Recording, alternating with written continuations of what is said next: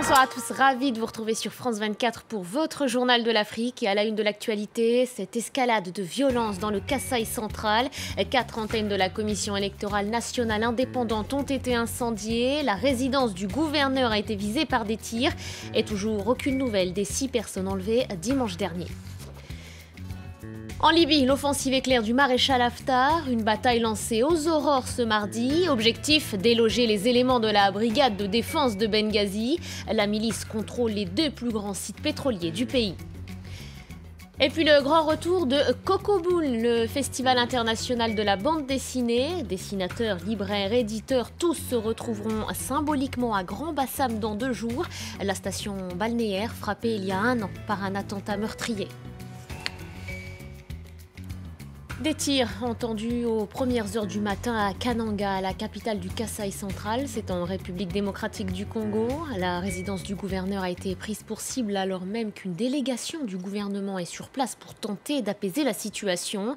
Voilà des mois que cette province est le théâtre de violents affrontements opposant l'armée aux miliciens du chef traditionnel Kamwina Nsapu. La correspondance de Thomas Nicolon depuis Kinshasa.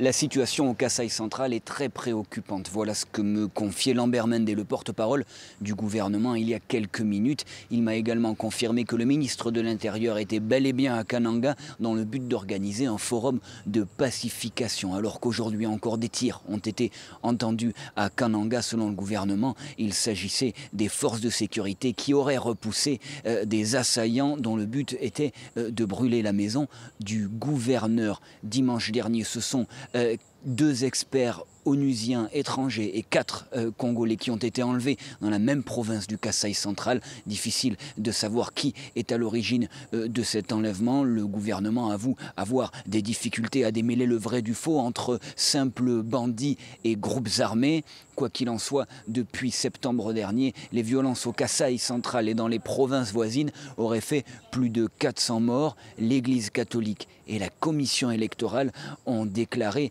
qu'elles avaient peur de l'impact de ces violences sur le processus électoral et la bonne tenue de l'élection présidentielle fin 2017. 8 marins sri-lankais sont portés disparus depuis lundi après-midi. Ils se trouvaient à bord de leur pétrolier au large des côtes somaliennes lorsque leur signal a été coupé. L'équipage a tout juste eu le temps de lancer un signal de détresse indiquant qu'ils étaient suivis par 2 skiffs. Ce sont de petites embarcations rapides généralement utilisées par les pirates somaliens. Si l'identité des assaillants est confirmée, il s'agirait du premier acte de piraterie depuis 2012. Et puis on a appris ce soir que Mogadiscio avait annoncé l'envoi de l'armée. En Libye, l'offensive du maréchal Haftar sur 2 champs pétroliers, Al-Sedra et Ras Lanouf. Ils sont à environ 600 km de Benghazi et depuis le 4 mars dernier, les 2 sites sont contrôlés par la brigade de défense de Benghazi, une milice composée d'islamistes. Nicolas Germain. Ces hommes à Benghazi soutiennent le maréchal Khalifa Haftar, l'homme fort de l'Est de la Libye. Mardi, ils ont affirmé avoir repris 2 autres ports stratégiques, les sites pétroliers de Ras Lanouf et Al-Sedra, qui étaient aux mains de groupes armés, notamment islamistes. Notre ennemi se trouve dans ces bâtiments. On tire sur ces immeubles. Il les contrôle tous. Avec l'aide de Dieu, vous allez voir. On va les avoir. Les hommes que nous combattons, dès qu'ils essaient de fuir, on arrive à les tuer. Avec l'aide de Dieu, ils vont finir soit morts, soit en prison. Selon l'ONU, des violations des droits de l'homme ont eu lieu lors des combats dans le croissant pétrolier de l'Est de la Libye. 2 hommes de Haftar auraient été exécutés, mais les troupes du maréchal auraient aussi commis des crimes. Les forces d'Haftar ont battu et insulté des hommes et des femmes, ont volé leur argent et pillé leurs maisons. Ils ont détenu des enfants de 13 ans et des hommes de plus de 70 ans. Une fois, ils ont détenu un enfant de 13 ans pour que sa famille leur donne son grand frère, soupçonné d'être avec les opposants d'Haftar. Le maréchal Haftar et ses hommes s'opposent au gouvernement d'unité nationale à Tripoli, soutenu par l'ONU. Haftar est proche de Moscou. En janvier, il s'est rendu sur un porte-avions russe en Méditerranée. La semaine dernière, le Parlement de l'Est, qui le soutient, a suspendu sa participation au dialogue politique et réclamait une élection présidentielle avant février 2018. La reprise d'un procès sensible au Maroc. 25 Sahraouis comparaissent de nouveau depuis ce mardi devant la cour d'appel de Salé, c'est près de Rabat, la capitale. Ils sont accusés du meurtre de 11 membres des forces de sécurité marocaines, des faits qui remontent à 2010. C'était lors du démantèlement par l'armée d'un camp près de Laayoune, au Sahara. On vous retrouve depuis le Maroc, Sarah Doublier. Vous avez assisté à l'audience de ce matin, Sarah. Comment s'est déroulée cette première journée de procès ? Alors écoutez, ces premières journées de procès ont démarré, on a véritablement voulu montrer que la justice marocaine œuvre en toute transparence sur ce dossier éminemment sensible. Des casques de traduction en espagnol et en français sont à disposition des observateurs internationaux et de la presse étrangère. Il y a également une volonté du président du tribunal de faire s'exprimer les deux parties, des parties antagonistes qui revendiquent notamment pour les militants sahraouis et les co-accusés, ces 25 co-accusés sahraouis, l'indépendance du Sahara occidental, et la partie civile, les familles des victimes de ces 11 membres des forces de l'ordre marocaines. Depuis ce lundi, 5 co-accusés ont été auditionnés par la Cour. Il s'agissait de déterminer les circonstances et leur responsabilité dans ces événements sanglants, notamment certaines personnes, certains co-accusés, on leur a demandé de se justifier sur des accusations d'homicide. Certains ont été accusés d'avoir roulé en 4x4 sur des membres des forces de l'ordre, d'autres d'avoir uriné sur des membres de l'armée marocaine, sur des cadavres. Tous ont nié les faits qui leur étaient reprochés, car du côté de la défense, on doute de l'authenticité des déclarations en première instance de ces co-accusés sahraouis. On se demande s'ils n'ont pas été soutirés par la torture. Une expertise médicale a été demandée. Les résultats devraient être connus dans les jours qui viennent. En tout cas, une chose est sûre, ce procès se déroule sous haute tension et sous haute surveillance. Tous les matins, depuis le début de l'ouverture du procès, des militants pro-Sahara occidental indépendant et des militants pro-Sahara marocain manifestent sous bonne garde policière, chacun de leur côté. Un grand merci à vous, Sarah, pour toutes ces précisions. Bamako accueille en ce moment même une conférence internationale sur la protection du patrimoine culturel en zone de conflit. D'éminents chercheurs, historiens et universitaires y participent. Lors de l'occupation du nord du Mali par des groupes djihadistes, à Tombouctou notamment, la majorité des mausolées avaient été détruits. Plus de 4000 manuscrits avaient été brûlés. Anthony Fouchard.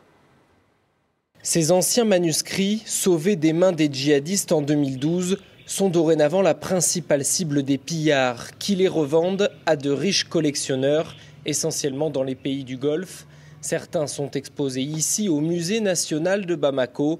Si les djihadistes ont été chassés du nord du Mali, le pillage, lui, continue. Un livre religieux qui est donc une sorte de biographie du prophète.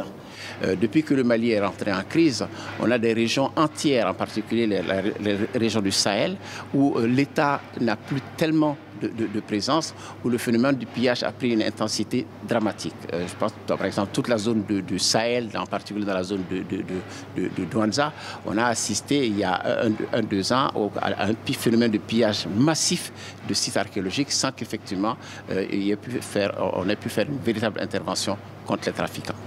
Dans les locaux d'Interpol, quelques rares objets saisis à l'aéroport. Il n'y a pas d'équipe spécialisée dans la lutte contre le trafic d'objets d'art au Mali, mais le pays est conscient du problème. Vous savez, au jour d'aujourd'hui, la drogue, c'est ce qui est la partie visible de l'iceberg.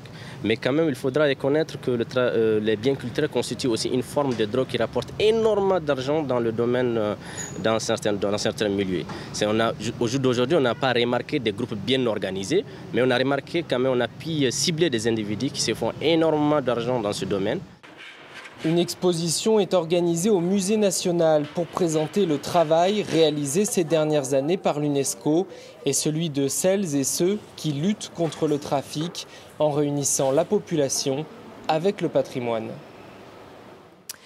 Après 10 ans d'absence, le festival de la bande dessinée Cocobule fait son grand retour. Il débute dans 2 jours. Le français Plantu, le burkinabé Damien Glaise ou encore l'israélien Uri Fink qui sont attendus. Et 1 an tout juste après l'attentat de Grand Bassam, c'est dans cette cité balnéaire meurtrie que la Côte d'Ivoire a voulu organiser l'événement en signe de résistance contre le terrorisme. Voyez ce reportage d'Arnaud Froger et Anna Sylvestre-Trainer. La plage est endeuillée. Les cocotiers sont meurtris. 1 an après, les dessinateurs de Cocobule ont décidé de s'installer sur les lieux mêmes de l'attentat de Grand Bassam. Le papier comme bouclier, le stylo en étendard pour résister. Avec ce que la Côte d'Ivoire a vécu, avec ce que nous on a fait quand il y a eu les attentats de Charlie Hebdo, nous sommes dans un monde où l'humour commence même à être dangereux. Hein. Et nous n'avons que nos crayons pour nous exprimer. Les autres ont peut-être les kalachnikovs, mais il reste certain que le crayon reste plus fort que les kalash. Libre et engagé, Lassane Zohoré est un pionnier de la bande dessinée en Côte d'Ivoire. Avec Bitch, le journal qui frappe fort, comme le clame son slogan, il a inspiré toute une jeune génération. Par exemple, nous avons le journal de la semaine dernière. Drôle, grinçant et ancré dans l'actualité, ces personnages rassemblent des milliers de lecteurs depuis 18 ans et l'inspiration n'est pas prête de disparaître. Ici, surtout en Côte d'Ivoire, les problèmes, il y en a toujours. Donc on aura toujours à dire, on aura toujours des idées, on aura toujours à créer. Vous voyez un peu, que ça ne va jamais s'arrêter en fait. Donc c'est fait que bon, en avenir, on croit parce qu'en Afrique, on a tellement de problèmes à résoudre. Vous voyez un peu, voilà. Autour du véreux Kofi Gombo ou du malchanceux Tommy Lapoisse, une vingtaine de dessinateurs attendent les amateurs à Cocobule pour partager le goût d'un art encore souvent négligé. Voilà, c'est la fin de votre journal de l'Afrique. On se retrouve dans 45 minutes. D'ici là, vous restez sur France 24. Paris Direct continue et c'est Pierrick Laurent qui reprend la main.